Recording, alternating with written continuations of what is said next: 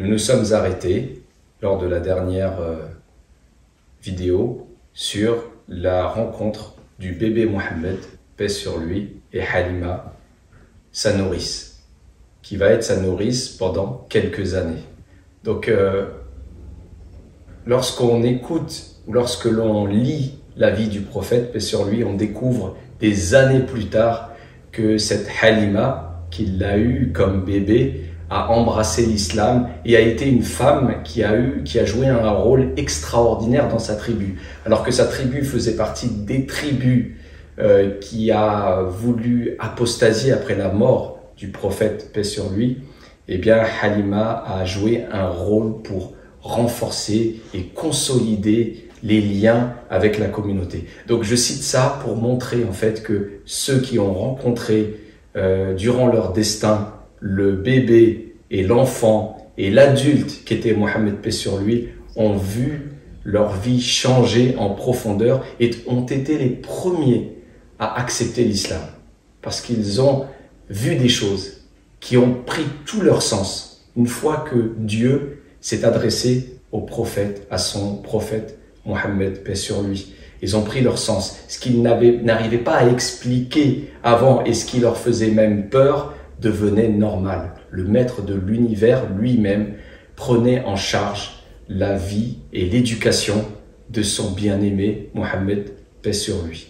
Alors, Halima, cette nourrice, comme on l'a vu, qui vient prendre en charge cet enfant, tout d'abord parce qu'elle a honte de revenir les mains vides. Vous savez, les femmes entre elles se taquinent, se raillent, et les autres nourrices, les voisines de sa tribu qui sont venues jusqu'à la Mecque chercher un enfant, repartent toutes avec un enfant, et elle ne peut pas se résoudre à repartir sans enfant. Donc c'était cela qui l'a poussée à prendre ce bébé au début.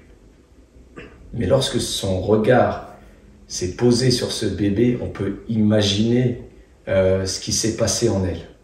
Il y a des choses, vous savez, l'enfance du prophète Mohammed, paix sur lui, et sa jeunesse, on a peu d'informations. C'est beaucoup moins fourni qu'après les premières révélations. Pourtant, on peut imaginer par la suite cette transformation qui a été faite autour de lui. On peut imaginer ces moments forts, ces contacts, ces liens qui se sont établis avec cet enfant. Comment Abd al-Muttalib, on va le voir par la suite, s'est attaché à ce petit-fils parmi tous ses petits-enfants. Lui qui avait un tel charisme, qui inspirait un tel respect, voire une crainte révérentielle, eh bien, qui a fondu devant ce petit enfant au point de lui laisser sa place, mais bon, on le verra après. Donc Halima prend ce bébé dans ses bras, le prend en charge et retourne au sein de sa tribu. On raconte que sa monture, par laquelle elle est venue, qui était fatiguée, qui était vieille, qui d'ailleurs a mis beaucoup de temps à arriver jusqu'à la Mecque par rapport à ses autres consoeurs, eh bien on raconte qu'à son retour, elle a trouvé une force, un souffle, une vigueur qui a surpris toutes ses amies qui lui ont dit « Mais Halima, qu'est-il arrivé à ta monture? Elle a une telle force. » Là, on voit ce souffle de bénédiction qui commence à souffler dans sa vie et qui va continuer durant toutes ces années où elle va prendre en charge cet enfant, Mohammed, paix sur lui. Lorsqu'elle rentre chez elle, donc les choses changent, comme je le disais, son bétail, le peu de bétail qu'elle avait, qui allait paître, eh bien, revenait en meilleure forme. Donc là où ils allaient, l'herbe était plus verte, plus appétissante, et au point que ses voisines disaient à leurs bergers qui s'occupaient de leur bétail: allez faire paître notre bétail là où se trouve le bétail de Halima, parce que là où elle est, il y a de l'herbe, il y a de quoi manger. Donc on voit ici ce changement qui commence à s'opérer. Là on voit la notion de baraka.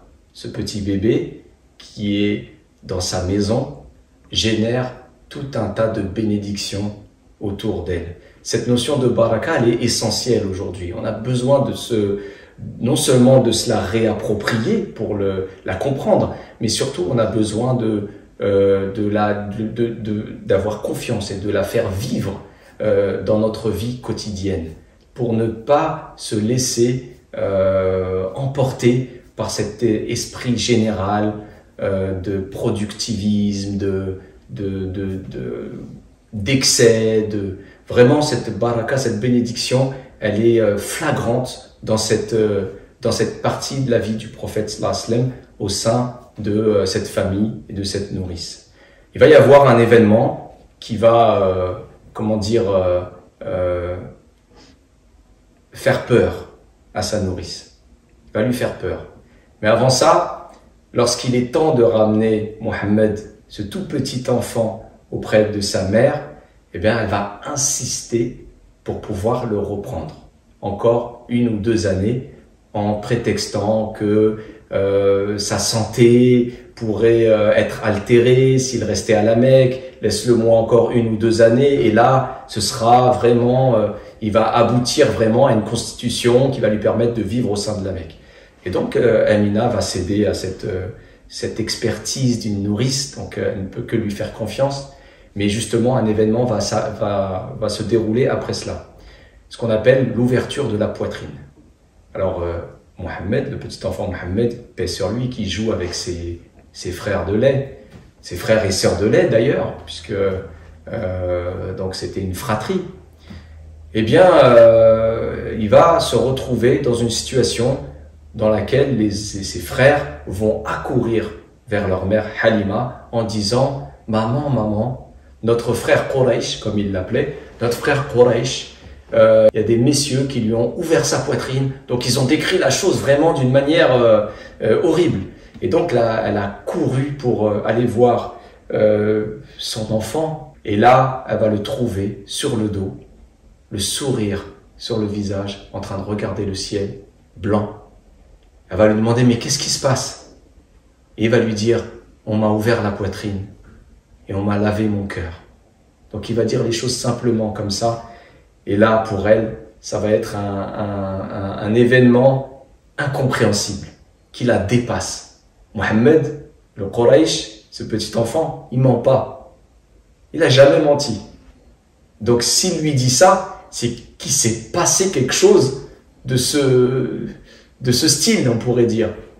Et donc, ça va la convaincre, de peur qu'il arrive quelque chose au petit Mohammed, ça va la convaincre de rendre cet enfant à sa mère.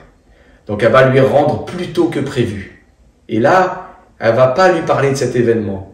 Mais Amina, elle va sentir qu'il se passe quelque chose. Comment ça se fait que tu me le ramènes plus tôt que prévu alors que tu n'as fait qu'insister pour le garder plus longtemps?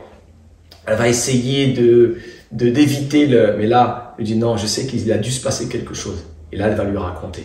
Voilà, ton enfant, des hommes sont venus lui ouvrir sa poitrine, lui laver son cœur, voilà ce qu'il m'a raconté. Et là, Amina, elle va sourire, comme si elle n'était pas surprise. Et elle va lui dire, cet enfant, il est voué à un grand destin. J'ai vu des choses, j'ai vu des signes autour de sa naissance qui m'en ont convaincu. Le petit Mohammed, paix sur lui, retourne auprès de sa mère. À l'âge de 6 ans, il va l'accompagner à Médine. La Médine, c'est là où se trouve la famille de sa mère, Amina. Donc il va l'accompagner à Médine pour visiter sa famille. Et sur le retour, il va s'arrêter sur la tombe de son père. Son père qui a été enterré entre Médine et la Mecque. Et c'est là que Amina va tomber gravement malade et elle va mourir. Il est parti avec sa mère à Médine. Il va rentrer sans sa mère. C'est une esclave qui les accompagnait, qui va prendre en charge le petit Mohammed, paix sur lui, pour l'amener jusqu'à son grand-père, Abd el-Muttalib. Il a 6 ans. Il n'a pas connu son père. Il a perdu sa mère. Et il va être confié à son grand-père, en qui il vouait un grand amour et une grande admiration. C'est son grand-père, Abd el-Muttalib, qui avait l'habitude de s'isoler, du brouhaha de ce monde dans une grotte pour méditer. C'est avec son grand-père qu'il a découvert ce goût de la méditation. Il l'accompagnait donc durant ces 2 années qu'il est resté avec lui, entre 6 ans et 8 ans. Et on a parlé dans la vidéo précédente de ce lien qu'il y avait entre ce grand-père et son petit-fils. Un jour, il était, vous savez, sur la place de la Kaaba, les tapis étalés, les coussins posés, et les nobles, les notables se réunissaient là, et la place de Abd al-Muttalib était bien définie et bien, explicite. Personne n'osait venir s'asseoir à sa place. Le petit Mohammed, innocent, jouait et venait s'asseoir sur sa place. Les gens essayaient de l'en chasser, mais le grand-père arrivait et disait « Vous le laissez là. Cet enfant-là, c'est le seul qui peut prendre cette place. Il aura un destin, j'en suis sûr, glorieux. Il aura un grand destin. » Il sentait cet homme qui inspirait le respect et qui a eu une vie extraordinaire parmi les siens, eh bien sentait que ce petit enfant-là allait avoir un destin hors du commun. À l'âge de 8 ans, 2 ans après la mort de sa mère, Abd al-Muttalib meurt. Le prophète, donc le petit enfant Mohammed, paix sur lui, qui sera prophète qu'à l'âge de 40 ans, eh bien, va être confié à son oncle Abu Talib. Pourquoi Abu Talib? Qui est Abu Talib? Eh bien, c'est le frère de son père, puisque Abd al-Muttalib, il a eu de nombreux enfants, mais de plusieurs épouses. Et donc, il a eu 2 enfants de la même mère, donc de la même épouse, donc qui est Abdullah et Abu Talib. Donc Abu Talib, il avait un lien particulier avec cet enfant Mohammed, malgré que sa situation financière était très précaire. Il commerçait, mais il avait de nombreux enfants et la situation n'était pas très aisée. Mais le petit Mohammed, paix sur lui, en grandissant au sein de cette famille, va connaître tout de suite le travail. Il va participer pour soulager son oncle. Il va travailler, il va avoir ce rôle de berger. D'ailleurs, il dira plus tard à ses compagnons, lors d'un moment détendu, tous les prophètes ont été bergers. Et là, les compagnons qui croient connaître par cœur leur bien-aimé Mohammed, paix sur lui, vont lui demander « Mais toi aussi, tu as été berger ?» Il dit « Oui, moi aussi j'ai été berger. Pendant quelque temps, lorsque j'étais enfant chez Abu Talib, donc à la garde d'Abu Talib, j'ai joué ce rôle de berger. » Donc voyez comment il a dévoilé progressivement les différents travaux qu'il a effectués. Donc il n'avait pas peur de mettre la main à la pâte. Il accompagnera son oncle Abu Talib en Syrie, où il rencontrera le moine Bahira, qu'on va voir en détail lors de la prochaine vidéo.